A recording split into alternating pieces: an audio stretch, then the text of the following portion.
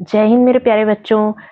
आज मैं एक और टॉपिक लेकर आ रही हूँ। उससे पहले मैं आपको अपना इंट्रोडक्शन देती हूँ। मैं स्वाति साहू, व्याख्याता जीव विज्ञान, शासकीय उच्चतर माध्यमिक विद्यालय रामपुर।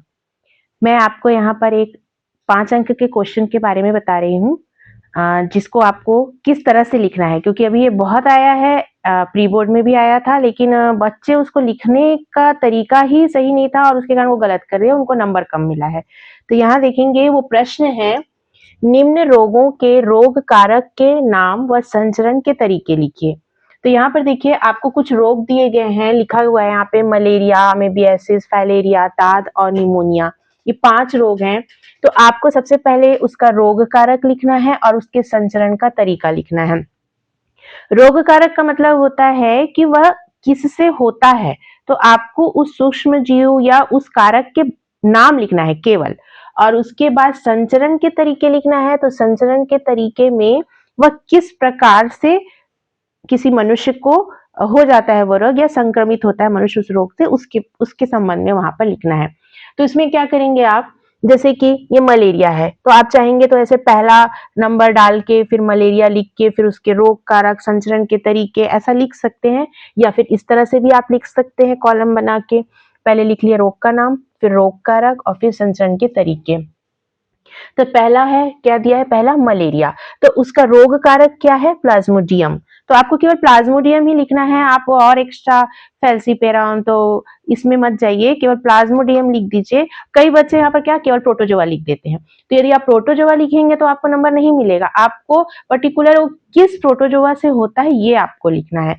और बहुत सारे बच्चे तो, अभी मैं पेपर चेक की थी तो उसमें वो मच्छर का काटना लिख दिए थे रोग कारक में, तो वो तो दूसरे में आएगा ना। यहाँ पे आपको बताना है कि वो किसके कारण होता है, तो वो किसके कारण होता है, प्लाज्मोडियम के कारण। फिर संचरण के तरीके बताएंगे, तो वहां आप स्पष्ट लिखिए, आप शुरू से जानते आ रहे हैं इसको, मादा एनोफिलिस मच्छर के काटने से। तो इस तरह से यदि आप लिखते हैं तो आपको इसमें फुल मार्क्स मिलेगा। उसके बाद फिर अगला देखते हैं हम, अमीबियासिस। तो अमीबियासिस जो है, यह किसके कारण होता है, एंट अमीबा हिस्टोलिटिका। तो आपको पूरा नाम लिखना है यहाँ पर, एंट अमीबा हिस्टोलिटिका। और उसके फैलने का क्या कारण है, दूषित भोजन और पानी का सेवन। यदि हम दूषित भोजन लेते हैं या पानी, तो उसके सेवन से फिर यह बीमारी होती है। अगला है उसी में फाइलेरिया, या जिसको हम हाथी पांव कहते हैं। तो ये आपको याद रखना है, यहाँ पर फाइलेरिया किससे होगा, वूचेरेरिया। आप इतना भी लिखेंगे तो आपको मार्क्स मिल जाएगा, लेकिन कई बच्चे केवल क्रीमी लिख के छोड़ देते हैं, तो ऐसा नहीं करना है। आपको ये मेन जो है कारक उसको लिखना है। अब इसका संचरण का तरीका क्या है, क्यूलेक्स या एडिस मच्छर के काटने से। तो यहाँ पर भी देखिए, आपको बिल्कुल याद करना है, ये मादा एनोफिलिस से था मलेरिया, और यहाँ पर आपको क्यूलेक्स और एडिस मच्छर के काटने से यही लिखना है।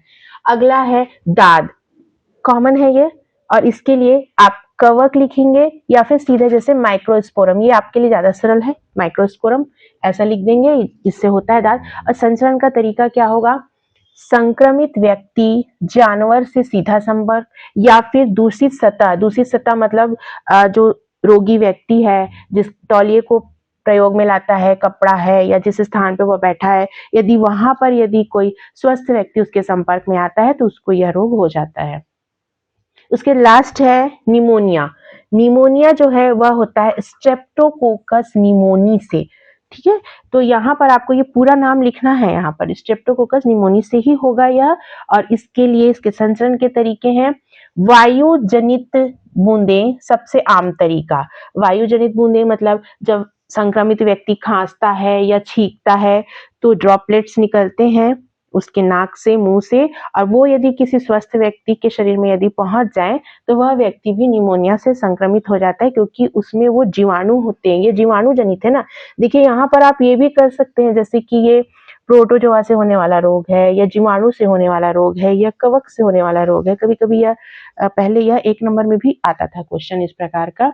तो यहाँ देखेंगे, सीधा संपर्क है, मतलब यदि कोई संक्रमित व्यक्ति है उससे हम सीधा संपर्क, यदि स्वस्थ व्यक्ति सीधा संपर्क में आता है, या फिर दूषित स्थान या जगह जिसका वह उसके संपर्क में आता है, तो भी यह रोग जो है वह हो जाता है। ठीक है? तो इस प्रकार से मैं समझती हूँ कि यदि आप ऐसा सारणी बना के लिखेंगे तो आपको फुल मार्क्स मिलेगा, पूरे में पूरा आपको नंबर मिलेगा।